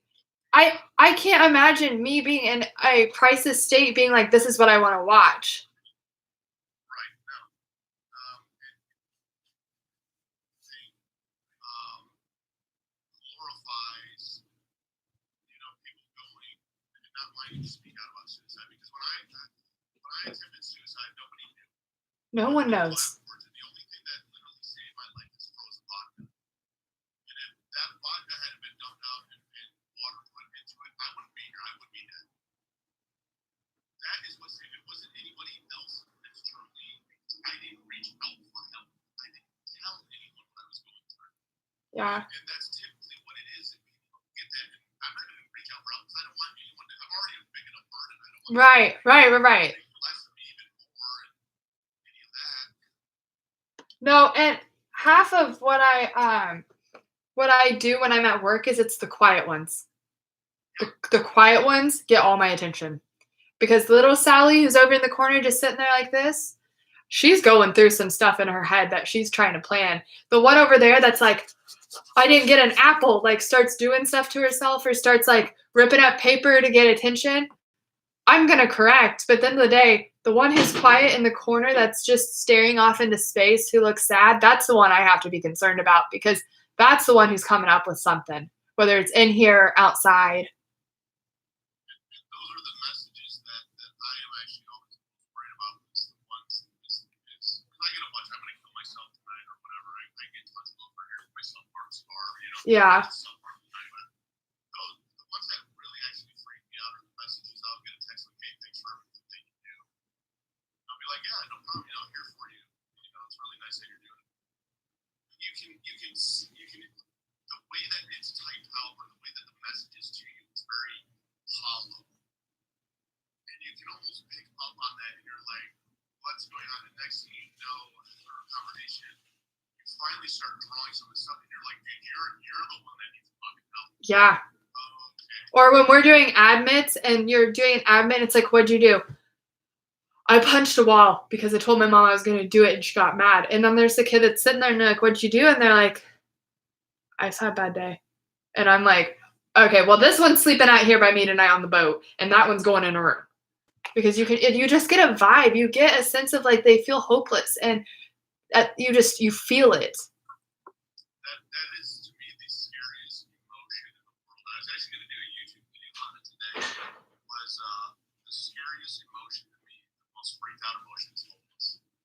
It's not anger, it's not rage, it's not depression, it's not anxiety, it's none of that. It's when that true hopelessness sinks in. That's when your brain starts going, oh, like that's like the most painful thing you've never had. Yeah. Is when there is truly no hope. Or when you just sit there and you just cry, like the ones who come in and immediately the first words the therapist will say are like, what's going on? Like, can we talk? And they just bawl. And that's when I'm like, oh, okay, like breathe. We're gonna get through this. You can stay whenever, like, let's talk. Like you need to be in here. And then you kind of give them the more affection because you're like, they're going through some stuff. And you can just genuinely, you can just tell.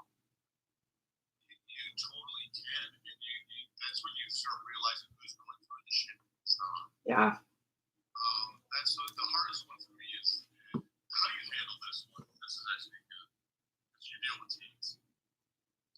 I'm going to kill myself. My life is over because I just broke up with somebody or I was dumped or my girlfriend or boyfriend cheated on me or my relationship fell apart or my boyfriend left. Or I'm pregnant, or they pull the I'm pregnant. We get that all the time. They come in and they go, I'm pregnant and my boyfriend broke up with me and I'm going to kill myself. And we're like, your P cup just said you weren't pregnant. And in their head, they're pregnant, but they're not. And that's their way of justifying, well, I'm pregnant. And that said it wasn't, but I am. And it's because he broke up with me and now I'm going to kill me and the baby. And like that mindset comes in a lot. And you're like, hold on. I can't name 3 people that married the person they were with at 14. So let me tell you, you're a kid. At 14, you're not going to find. It was true love. Oh yeah. I truly loved them. It was true love. Yeah. Luckily we don't get a lot of. I can name a couple where they played the pregnancy scare so that we would let the try to because they think they'll be able to call the person while they're at the hospital, be like, please don't leave me, like, da, da, da. Which in reality, they can't make phone calls unless it's a parent approved by the state. So we explained to them, and they want to know. They're like, well, I'm gonna get back with them, or they ours tend to take the more aggressive side. And they're like, well, I'm gonna beat the crap out of the person he's dating next. Like, I'm gonna show them, and you're like, why? So you can get charges as a minor and then develop into an aggressive adult. Like, think this through now. And then they leave and they think they're gay because they're on the girls' unit. So the girls' unit has a lot of like gay drama that goes on. That's funny because like I get a ton of people who reach out like, hey, I'm really depressed and all this. And so much of it revolves around when I talk with teens, especially. It's a little different like with adults. I found it like I'll get adults who reach out and they're like, hey, I'm going through this. But then I meet like her husband or like real. Like, okay, yeah, no, let's get you out of this situation. Here's Rain. Here's these other organizations. Let's help you. But as a teen, it's like it's the hardest thing for me to even talk to because I get it all the time of like, man, really depressed because they broke up with me or I broke up with them. I'm like, man, I've been married 4 times. Right. Like, If I were with who I was with at 14, we'd have a major issue.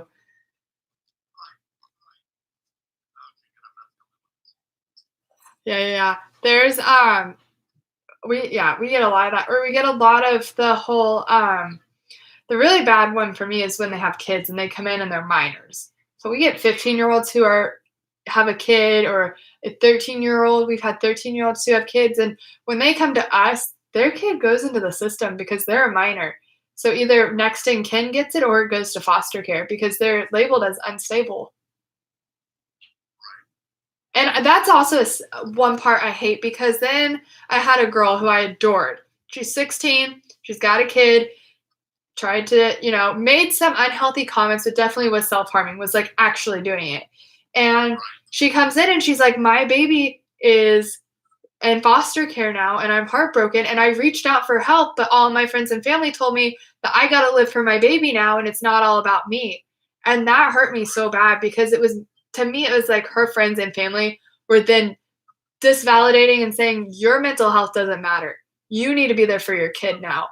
When in reality, had someone just said, hey, you need to go to a doctor or maybe rehab or therapy, something would have saved her more than trying to do it because everyone was telling her, no, you can't feel that way. You have a kid now. No, and I totally agree on that. It's hard because there's so many angles when it comes to mental health and when it comes to mental illness and when it comes to the teens versus the adults. And it's such a huge thing that it's like, okay, you have to eat it little pieces at a time and go after little pieces at a time. You know what I do love? So you and I both have our set of anxiety or self-harming coping skills. And they're completely different, but I've seen your videos on them before. And then I have my own set. So like I know you do Sour Patch Kids. And then I tell kids, like the sour spray? I have them do that. And this was before I even saw or knew your videos. And then like for me, I give kids, because I do kinetic sand. Or when they're in crisis, I say rip paper because the sound and the feeling are going to do the same thing. And it's funny because it's how did you learn these? Myself. It was something that in college, and honestly, when I was like 22 and struggling, I wanted to feel something. I hate to admit I self-harmed, but I didn't do it deep enough to cause scars because in my head I knew I wanted to be in mental health and into nursing, and I knew if I did, that was what kept me from going inpatient. If that sounds silly, like I wanted to feel it. It doesn't sound silly, but I think a lot of kids actually think I will bring it up really big on that. Nobody even picked up on the one video. There's a difference in the self-harm scars. Yes, it is that unhealthy coping mechanism, but you do need to kind of feel something. My self-harm scar here was a suicide attempt. I mean, nobody realized that I have multiple, and it's not this way. It's this way. Yeah. That you could tell how somebody self-harms because there's a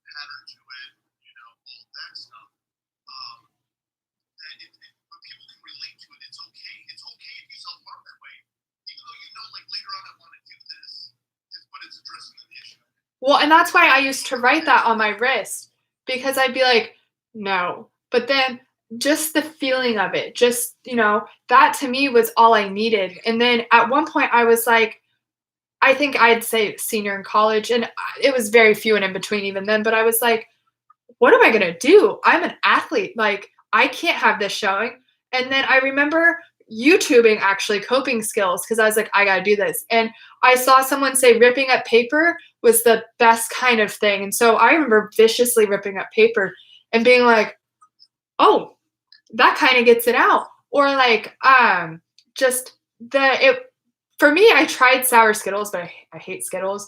But I always loved like the spray stuff. And for me, it was just like, it would snap me out of it. And so, but I felt like as a college athlete, it was very much of if you got caught or anyone knew of it, it was labeled as a letdown. It was labeled as you're pathetic. It was labeled as you can't even come to class or go to school. Like, what's wrong with you? So I think that was really what kept me from I would say half doing it, like just doing it to feel, but not doing it to cause pain. Like I don't know how to explain it. It's such a weird boundary. Like,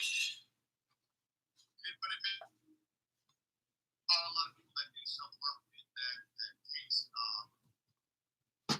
because you can tell who's really self-harmed, and who has versus who has scars, who really has scars later on. right. Like, saying, hey, I have scars, but it's not.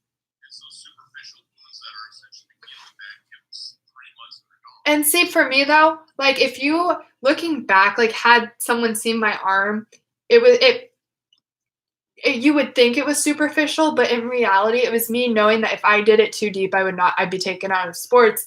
And it was just enough for me to release the pain, but be able to reel myself in. And I think, and that's why when I see college athletes who are struggling, I reach out because I get the mentality of if you ask for help and it gets out, like, I don't know how it gets out, but I remember I went to the school and asked for help. And before the end of the day, my coach texted me, my parent texted me. I'm 22. My teammates knew. Like, I don't know who let it out, but then it was like I was being shunned. So it's one of those things where it was like I had to walk a very fine border of like how to express myself. And I mean, to an extent, I think it helped me because I was like, okay, now we really got to find some good coping skills. But then it was kind of like I'm kind of like in this huddle because now I feel like everyone's staring at me. Right.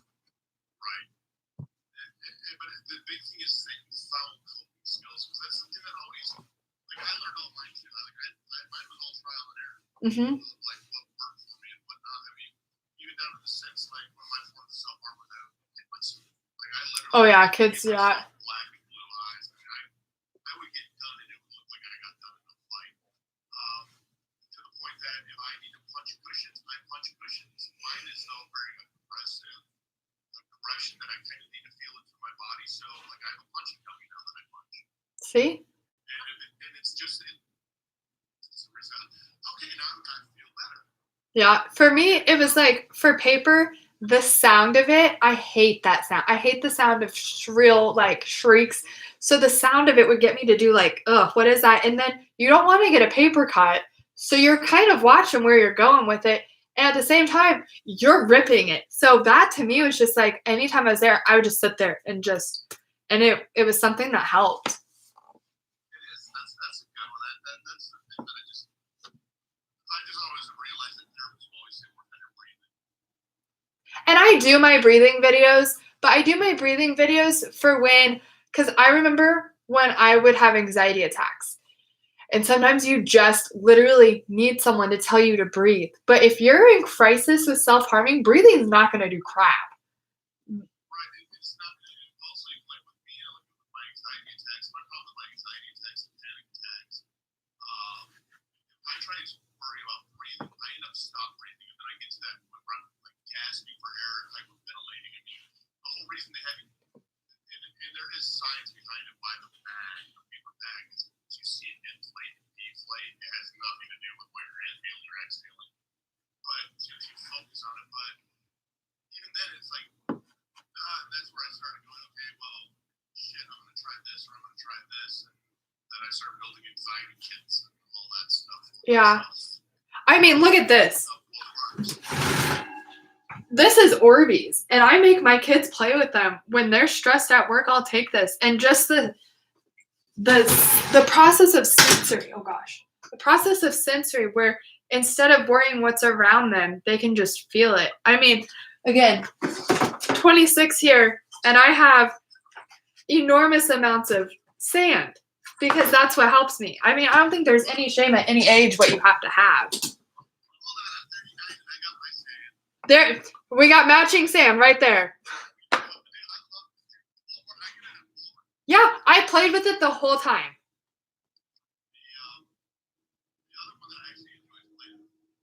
I love the smell of Play-Doh.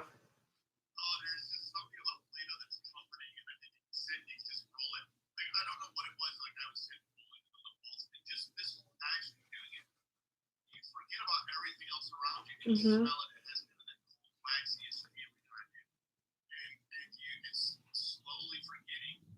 Everything that's going on, and that's a lot of what people don't realize and understand. Therapists don't really teach you a lot of that stuff, and that's why it was so interesting. Even when I'd see your videos on the different coping and even breathing videos about how you would talk, it was like people don't realize that there's so many tricks out there, but it's also find what works for you. Right, and to me, when I am an anxiety attack, I try to base this off of I mean, it won't help anyone, but when I would have an anxiety attack when I first came out, Grace would be like talking to me calmly, being like, look, breathe. And just the calmness in my voice is what helped me. And so for my breathe videos, all I want is a kid to lay down on the ground in a dark room and just listen to my voice being calm and not hyping them up and being like, it's going to be okay. Breathe, just the positive, calm flow. That's all I want them to hear. And it's true. I mean, there's so much truth in that, and I wish people would realize that. Because the only hard part that I find is, do you notice that you share tons and tons of coping techniques, but then people keep asking you about coping techniques, and you're like, yeah. Do you follow me? Because that's what all of mine are. What more do you want? Because we can't make them up, and what helps me. I know ripping paper helps a lot of my kids at work. I know the sand calms them down, but I mean, some people do gotta punch a wall. I mean, buy a punching bag, do what you do. But what helps me isn't gonna help you. It's how it is. exactly. And that's the whole thing that I don't think people get. What helps me might not help you, but help you up. Oh yeah.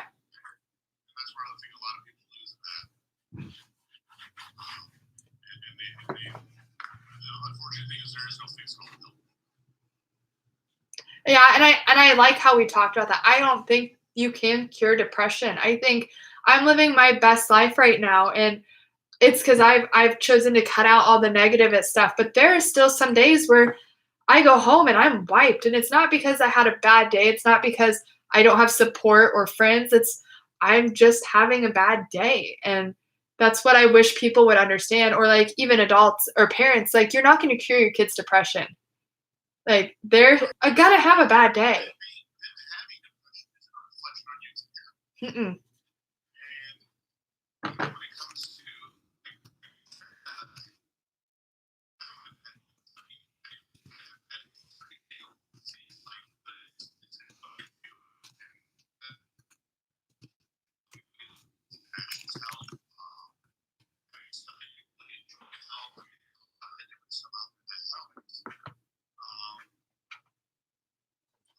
It's one of those that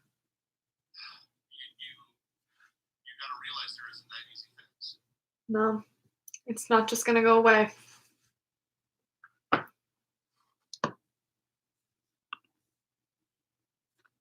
on hoodie strings too helps. Actually, have you ever had one of those anxiety necklaces? I have to get one of those. No, I recommend them for kids to an extent because a lot of our kids I could not recommend at our hospital just because of how aggressive they are. It would not end well. But no, I actually haven't.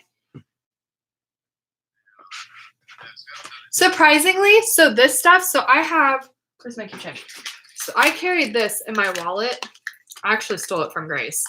It's a This one's peppermint, but peppermint and lavender calm me down. Like if I'm anxious, this stuff, you just even if you have a headache, you put it on here and you can smell it for like 5 hours, and that's all I need. There's also I have a necklace that's a heart, and you put droplets in it of scents. That helps me too. Those are my two things that I live by. That's awesome. Yeah, but my two biggest go-tos are like actually one of them is now somebody actually told me this when I tried it. It's the best. Is salt packets. I love salt packets Oh, and warheads. do you put salt in your mouth? If you're having a panic attack or an anxiety attack, and you can't get it together at all. So I didn't know that. I couldn't do it. Salt packets are really small, so like they pocket release, and you steal them. You don't steal them. You borrow them from restaurants for free, and you literally just open it up, dump the salt in your mouth, that Oh, shot of the salt. Anything in here, any disassociation, derealization, anything in here leaves very quickly because everything went to your mouth. that's interesting. And you are, I mean, it is probably the best. And then not only that, but I don't know, have you ever had an anxiety attack where you like kind of focus someone and then all of a sudden starts hitting again, and it just comes right back? With that, now that you put it on your mouth, you're just like, this is the grossest thing in the world. Is here. Your mouth is starting to water. It's horrible. It's making my mouth water thinking about it. Your thought process can't go back in your head because now your thought process is shifted to what did I put in my mouth? Now I need to find something to drink. Going, that was just horrible. And you forgot even what the whole buildup of the anxiety was. Right. Yeah. Oh, that's a good one. Wouldn't have thought of that though. The other one, you've been an athlete before. Like people ask me, how do I help my friend? They struggle, they have panic disorder, they get really bad panic attacks that are like paralyzing and crippling. I was like, get smelling salt. You know, the smelling salt for athletes. I mean, I've been knocked out a few times. I used to play soccer. Yeah. That ammonia smell, that will bring you That'll to reality. that'll bring you to the throwing up too. Just the smell of that will be like, I'm good. Oh yeah. So I mean, that literally, like, there are those easy, quick fix-it-alls out there, but you gotta also kind of know what you're doing. 'Cause the last thing you really want to do is like hold it under someone's nose and have them throwing up. Right. I mean, it was just finding, man, what can really shock my senses and bring me back to reality? Because there's nothing worse than going through that, and people are yelling at you and stuff, or trying to talk to you, you don't even realize they're there. No. Nope. We gotta do some videos together. I enjoyed this. This is actually pretty cool. It is. I really enjoy being able to talk to someone who's as enthused about it and like really wants to make a difference. I am too, and it's not often that it's one of those that I think a lot of people, the more that they see other people out there sharing their story and throwing themselves out there, the more that they become finally comfortable sharing their story. And I think that's a lot of what also breaks the stigma is when you see so many different people, colors, and all of that sharing their story. Oh, stop. Or they feel like, well, you're happy, but you shared your story, so like I can be where you're at one day. Like it just gives them a sense of hope.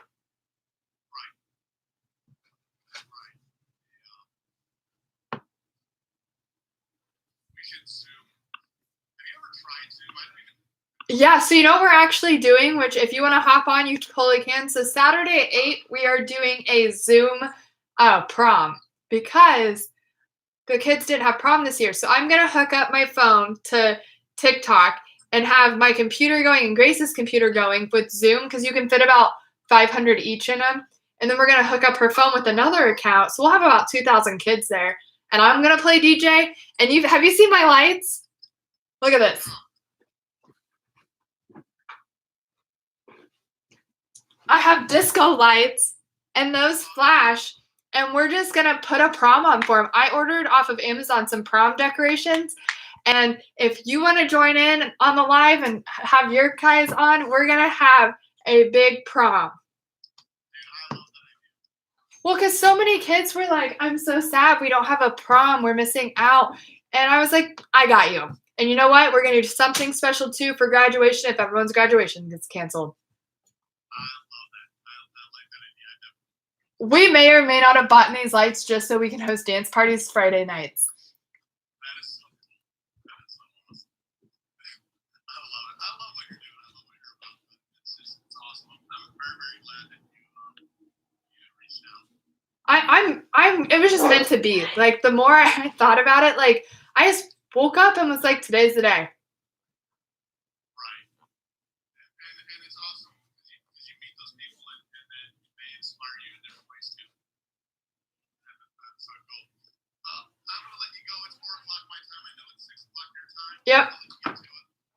But I will definitely be in touch with you. Thank you. It was so good to talk to you. You too. I love this. I'm going to have to do this. Oh, definitely. Have a good day. You too. Bye. All right, bye, guys. We're going to end here.